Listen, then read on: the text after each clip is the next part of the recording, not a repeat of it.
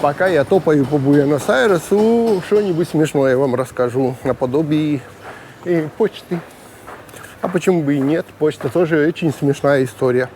У нас, к примеру, почта, я всегда думал, что почта Аргентины – это самая отстойная почта, потому что когда мы заказываем что-нибудь там на Алиэкспресс или еще где-нибудь, то вот с Китая приходит до Аргентины за 2 недели товар, то есть там китайцы ты купил что-то, они на второй день отгрузили и сюда пришло, да? И стоит доставка, там, к примеру, бывает некоторые товары, ну, если это мелкие товары, какая-то запчасть для камеры, там $1 доставка стоит. Вот оно пришло и показывает вам, допустим, на сайте, оно находится в Буэнос-Айресе. Отлично, через 2 недели, да? И тут начинаются фокусы аргентинской почты. Сейчас расскажем, какие. Фокусы аргентинской, татухи.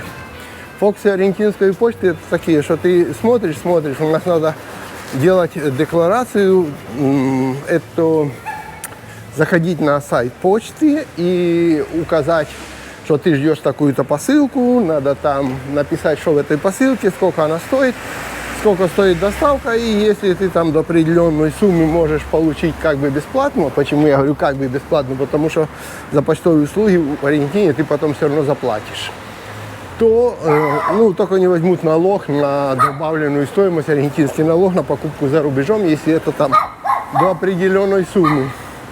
И раньше было $50 без налогов, сейчас вроде бы повысили, но точно даже не скажу. Повысили, то есть я слышал, что повысили, но точно не узнавал сколько. Факт не в том. Факт в том, что валяется эта посылка твоя на почте, валяется, не высвечивается. Ты знаешь, что она уже в Буэнос-Айресе, а тебе не высвечивается, что вы получили посылку и можете сделать вот эту вот декларацию. А, соответственно, если она там не высвечивается, ты ничего декларацию сделать не можешь. Как вы думаете, сколько проходит, чтобы эта посылка высветилась в кабинете в своем личном, который на почте? В среднем около месяца. То есть 2 недели из Китая, месяц лежит, пока на складе ее занесут в систему. После того, как ее занесли в систему, что происходит? Происходит, что ты должен за это дело заплатить все возможные налоги, которые только там предусмотрены государством. И еще ты должен заплатить доставку почты Аргентины из центра Буэнос-Айреса до твоего района, где ты живешь. Ты можешь жить даже в центре, цена будет одинакова. Это стоит сейчас где-то, по-моему, чуть ли не около $10. Вот. То есть прикольно, да, там с Китая за $1 и в Аргентине по одному городу, типа $10. Хорошо. Смотрим дальше, что происходит. После того, как она тебе высветилась, ты написал, что в этой посылке, сколько это стоило, пошел, сделал банковские, так сказать, расчеты, все оплатил. Тебе они решают вызывать тебя туда, чтобы ты сам забрал, и если это что-то подозрительное, или в конечном итоге принесет почтальон. То есть начинает обрабатывать таможня. Таможня обрабатывает в Аргентине, в Буэнос-Айресе, где-то в районе, чтобы так вы ориентировались, 2-3 недели. Сейчас вроде бы как 2 последнее время не обрабатывали такие посылки. И после этого написано, ты заходишь, написано передано уже почте. То есть прошла обработку, передана почте. Можете поверить, что вам почта принесет еще не раньше, чем через 2 недели. В некоторых случаях у меня перед Новым годом, там, в связи с отпусками, наверное, или что, в общем, я месяц боролся, ругался, ходил на почту, концов не мог найти, через месяц принесли. То есть вы поняли, сколько идет доставка в Аргентину такой посылки простенькой, как купить что-то на Алиэкспрессе. Да хоть удочку, хоть не удочку, приблизительно это все происходит так. Мы находимся на Ла-Серес авенида. Я рассказываю интересные истории, а вы же город смотрите, присматривайте, где вам квартирку прикупить. Так, сейчас перейдем, продолжим. Одним словом, это тоже у нас связано с нашей почтой. Может быть такое, что в Аргентине, именно по Аргентине, это немножко как бы по-другому происходит, то есть быстрее, но все равно не супер быстро, конечно, и тоже дороговато. Это отдельный вопрос по Аргентине. Я думал, это единственная такая почта, я все время ее критиковал. Говорю, блин, что за почта? Там заплатишь за доставку, должен сам идти забирать. Там месяц лежит там, месяц лежит там, месяц лежит там. И думаю, не, ну худшей, наверное, нету. Ну, может, только там, где вообще нету почты. Оказывается, есть.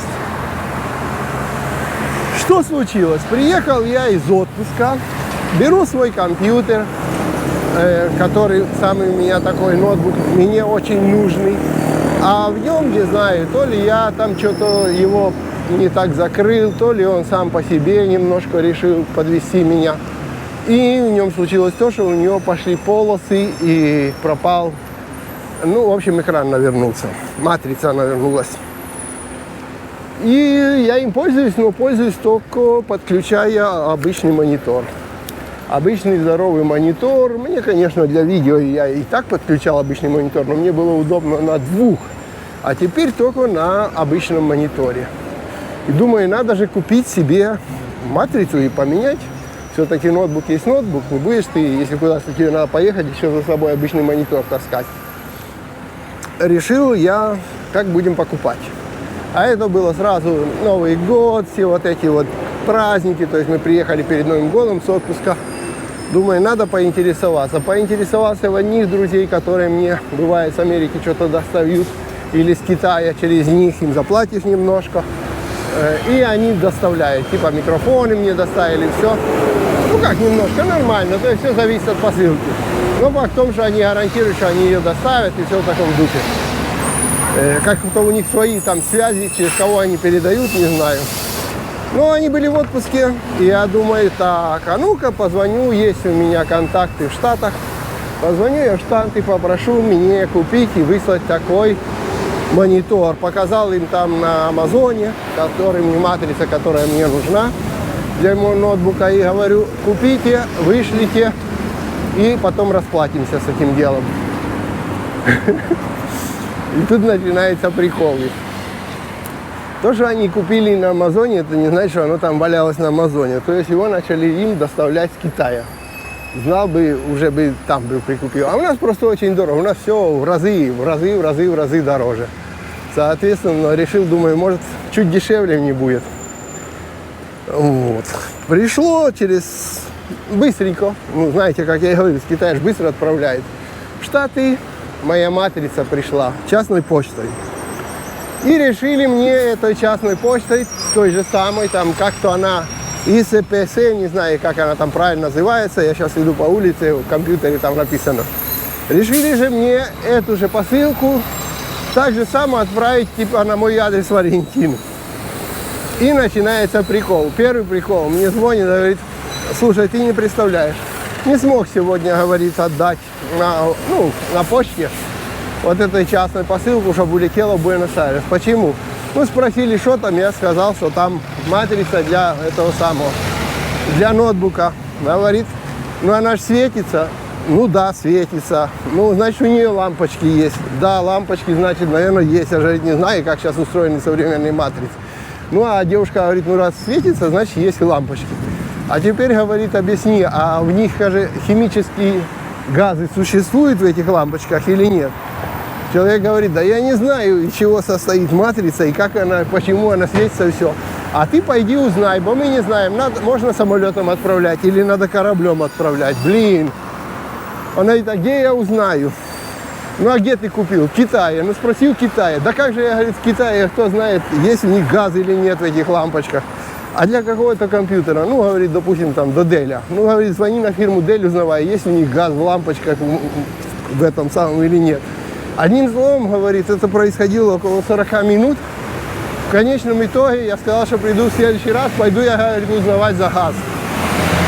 Хотя, она говорит, ну, пришло же вашей почтой в Америку сюда, уже типа как бы давно вы, раз сюда привезли, значит вы должны и дальше как-то их отправить. Что вы думаете, не смог сдать без подтверждения, есть ли газ в лампочках в матрице для ноутбука? Пошел на следующий день человек в другое отделение почтовое, той же самой почты. Ну и говорит, такой радостный, говорит, да, без проблем, отправил. Говорит, был другой чувак, ничего не спросил, адрес записали, 5-10 ушло. Ну, мы же такие довольные, я довольный, думаю, ну все, скоро я уже из Америки тоже, это же быстро получу, тем более частная почта, не какая-нибудь наша государственная компашка. Значит так, пойду я на ту сторону, знаете почему? Последние жаркие дни, но эта жара уже так достала, снова около 30, хотя в воскресенье уже упадет температура, что хочу по теневой стороне идти. Одним словом, сдали эту байду 12 февраля. Прислали мне номер слежения, и начинаются эти пляски с бубном. Смотрю, на следующий день поехала там в какой-то сортировочный центр. Смотрю, на следующий день прошло таможню, таможня дала добро на отправку из Америки. Смотрю, пошло еще в какой-то сортировочный центр. Смотрю, пошло еще в какой-то сортировочный центр. Смотрю, пошло в Майами. Смотрю, из Майами сортировочного центрального центра пошло в какой-то пригородный сортировочный суперцентр. Потом на следующий день пишет, что снова пошло в следующий пункт. Смотрю, оно снова пришло в сортировочный центр Майами. Потом оно через 3 дня поехало снова в сортировочный центр, туда, где оно было. Что вы думаете? До сегодняшнего дня оно катается между тем сортировочным центром и сортировочным центром Майами. Я уже беру искусственному интеллекту, высылаю, там уже около 30 движух, и все они вокруг Майами, эти движухи.